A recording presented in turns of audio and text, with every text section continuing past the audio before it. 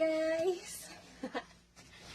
By the way, naka-dress ako and bumili ako ng floor mat. Kakauwi ko lang. It's already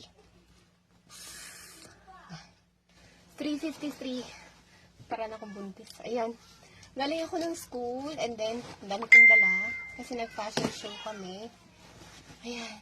And then hindi na ako nagdalawang isip pa na bumili ng floor mat. Ay, grabe init. And by the way guys, kaya lagi ako nagmamadaling umuwi. Of course, may work ako para makapag-rest. And si Ate Baby is may sakit kasi siya. Ayun, wait lang, pakita ko si Ate Baby sa inyo guys. Yan siya, oh. Pinsya na yung Ate Baby. Hindi na siya naglalakad guys.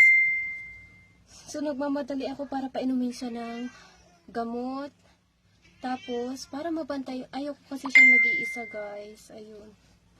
Tapos, by the way, ito, magpapalit na ako ng floor mat. Plano ko sana hindi na ako magpa-floor mat. Yun lang, ang pangit. Tingnan nyo. Kita niyo yung floor ko, ayan.